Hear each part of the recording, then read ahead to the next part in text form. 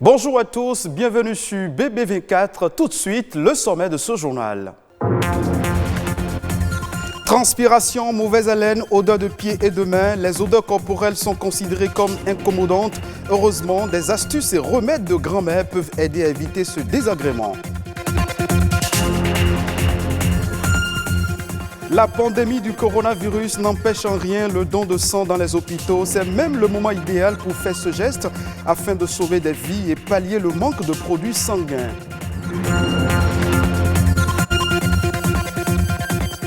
Coup dur dans la recherche d'un vaccin contre la Covid-19, le laboratoire AstraZeneca suspend son essai clinique.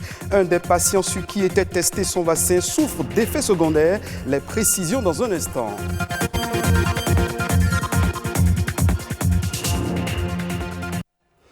Vous êtes certainement nombreux à vous poser des questions sur le don de sang dans le contexte actuel lié à la pandémie du coronavirus.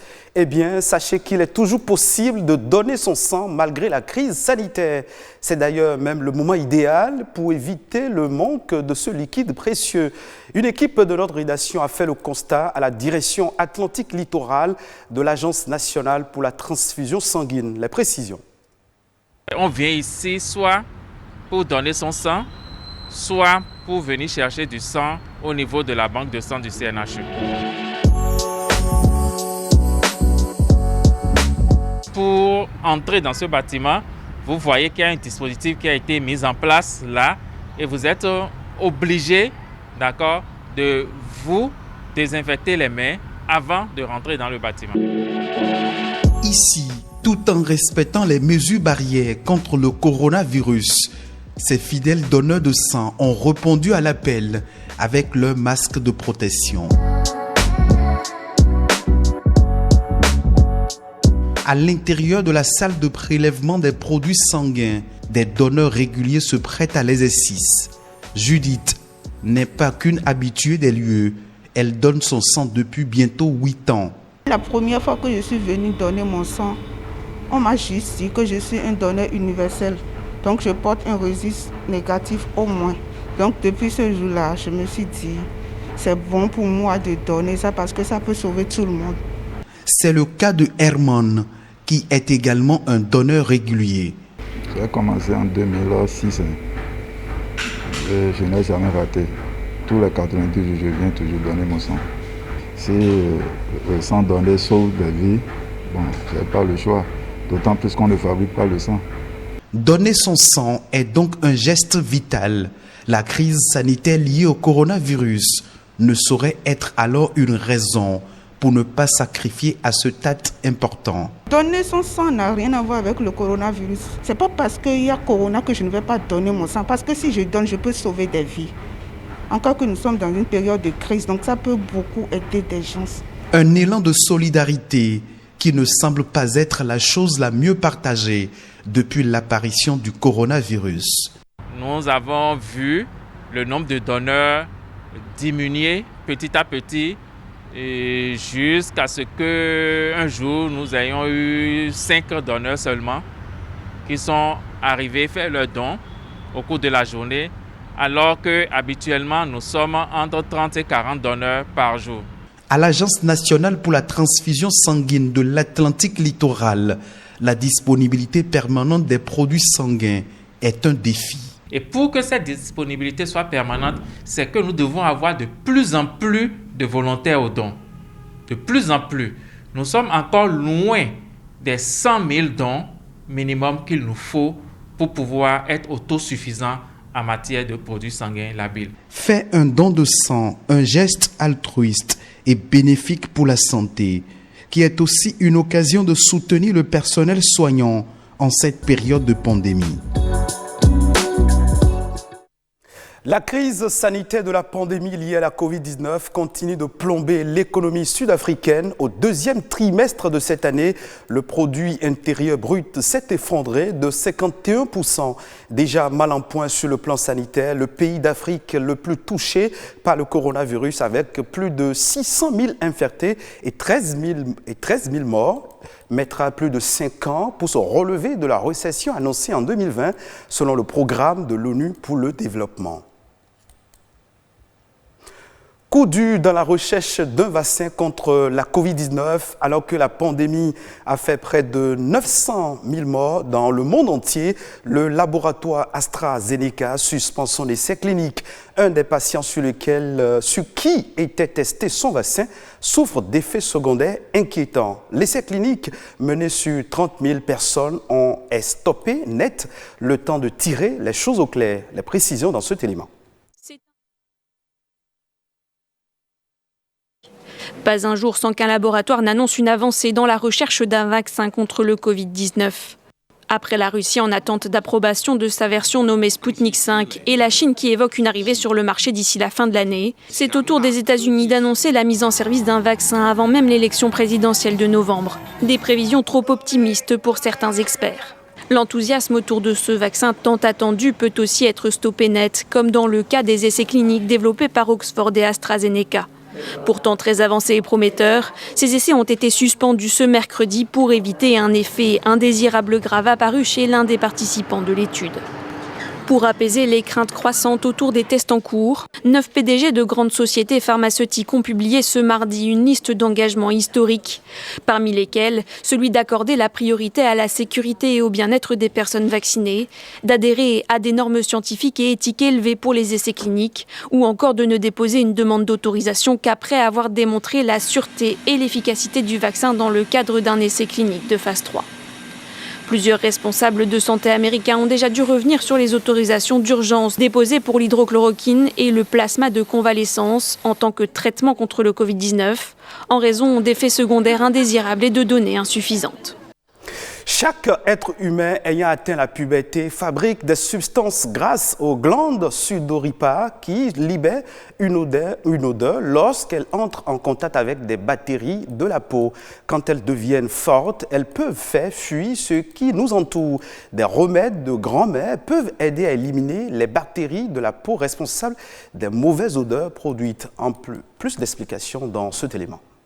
Les mauvaises odeurs peuvent être causées par beaucoup de choses comme le travail, d'accord. Ça peut être causé par ce que nous portons. Ça peut être également causé par l'hygiène corporelle habituelle. Lorsque vous êtes au bureau et que vous constatez que vous dégagez déjà, vous avez la chance de sentir vous-même que vous dégagez déjà ces mauvaises odeurs. Vous pouvez avoir dans votre petit sac soit des déodorants anti-odeur. Assurez-vous que ça soit un déodorant anti-odeur ou transpirant. Parce que dans ces déodorants-là, il y a des actifs qui permettent en fait de régler le problème. Et il y a par exemple du citron, il y a par exemple du zinc, d'accord, qui vous permet en fait de régulariser. Chaque déodorant, chaque parfum a un rôle très précis. Donc, lorsque vous allez acheter, lisez simplement les notices pour savoir ce que vous voulez acheter avant de prendre. Sans quoi vous allez simplement aggraver le cas. Si vous optez pour les astuces bio, naturelles, il faut d'abord connaître votre type de peau. Si vous ne connaissez pas votre type de peau, vous risquez d'agresser, soit d'endommager votre peau. Si je prends par exemple du citron, d'accord, je peux l'appliquer et avant d'aller me doucher, je laisse agir 5 minutes et puis je vais me laver ensuite. Ou soit je peux utiliser soit du bicarbonate avec de l'eau que j'applique soigneusement avant d'aller se doucher. Il y a des gens qui ont l'habitude d'utiliser du citron mélangé avec du bicarbonate. Ça devient un peu plus fort. Donc, si vous ne connaissez pas votre type de peau, ça va aggraver, bien ça va créer autre problème pour votre peau, pour votre corps. L'autre chose est de s'épiler régulièrement. Lorsque vous épilez, ça vous évite de la stagnation des bactéries. Et ça circule facilement et ça réduit déjà l'odeur. La grande majorité des unions débutent sans aucune préparation formelle. Le mariage appelle certaines obligations, conditions et formalités à remplir avant de se dire oui. Au nombre de ces formalités, il y a le certificat prénuptial dans lequel il est mentionné le résultat des analyses médicales des futurs mariés. En quoi consistent ces examens et pourquoi le législateur béninois l'exige? Élément de réponse dans ce reportage. Partie intégrante des conditions de forme du mariage, le certificat prénuptial constitue une pièce capitale à fournir et la condition sine qua non avant la célébration de tout mariage civil au Bénin. Ce n'est pas une fantaisie, c'est une disposition légale contenue dans le Code des personnes et de la famille. L'article 127 du Code des personnes et de la famille, c'est bien dedans. La loi dit que les deux doivent se communiquer le résultat. La deuxième partie là est très importante. Donc, il ne suffit pas de faire ces examens médicaux que nous appelons certificat prénuptial, mais aussi les deux époux doivent se communiquer les résultats. Ces examens prénuptiaux concernent par exemple les hépatites, au nombre des maladies et surtout le groupe sanguin. Ils doivent savoir s'il y a des incompatibilités. Ces éventuelles incompatibilités qui résultent du bilan prénuptial ne visent pas à empêcher l'union des futurs conjoints. La législation béninoise reste limitée. À ce propos, les avis sont divergents. Il faut voir l'avenir en fait. Il ne faudrait pas exposer les enfants et même ma santé à moi et celle de mon mari. Il ne faudrait pas vraiment. Bon, on peut toujours être compatible avec quelqu'un d'autre après. Je ne prends pas de risques. Je vais le faire prendre les risques. À ce stade de la relation, je ne pense plus rebrousser chemin. Rebrousser chemin avant qu'il ne soit tard serait la décision responsable. S'entêter au nom de l'amour comporte d'énormes risques pour les futurs époux. Il y a eu un cas comme ça où les époux étaient incompatibles, pas par le sida, mais incompatibles par les analyses sanguines. Et on a constaté que si le couple se mariait, ils ne feront que des enfants mongols, des enfants malades, mal formés. Comme ils sont tous d'une religion, ils ont décidé de ne pas se traiter et ils se sont mariés quand même, d'accord, en disant que Dieu fera. Mais successivement, tous les 3 enfants qu'ils ont eus, c'était des enfants malades. La femme est décédée et l'homme aussi est décédé par la suite. Et s'ils avaient peut-être accepté de se quitter pour refaire un autre lien de mariage avec d'autres, peut-être qu'on n'en arriverait pas là. C'est très important de suivre les indications, je peux dire, du certificat prénuptial. Des examens en amont pour jouir pleinement de son mariage. C'est une bonne démarche pour préserver sa santé, celle de ses progénitures, ses revenus, voire la stabilité de son couple. À présent, faisons le tour d'horizon des sujets ayant fait l'actualité ces dernières heures au Bénin. La nation en bref et en images.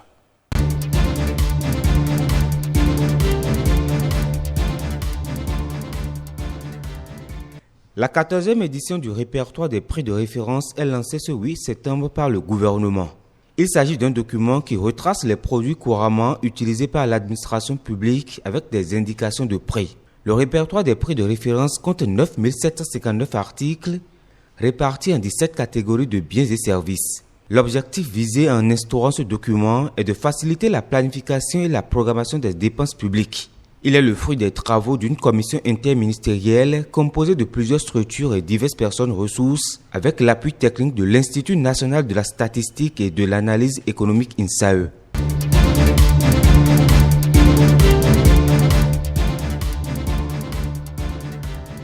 L'Assemblée nationale française a rendu officiellement publique la liste des biens culturels à restituer au Bénin et au Sénégal en accord avec le projet de loi relatif à la restitution de biens culturels aux deux pays.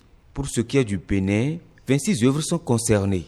Il s'agit entre autres de la statue du roi Guézo et celle du roi Bianzin, de la porte du palais royal d'Abomey, ainsi que le siège tripode Cataclès sur lequel le roi posait ses pieds. Ces œuvres vont quitter les collections nationales françaises placées sous la garde du musée du Quai Branly à compter de la date d'entrée en vigueur de la loi française relative à la restitution des biens culturels.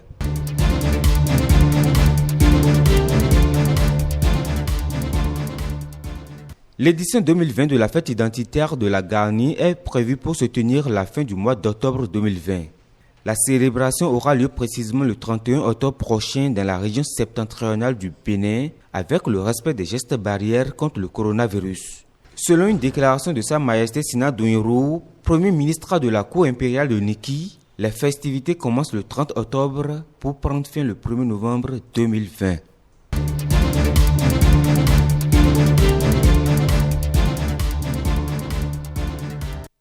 Ce sera tout pour cette édition d'information. Merci de votre fidélité. Retrouvez ce journal sur le site de l'ORTB, www.ortb.bj.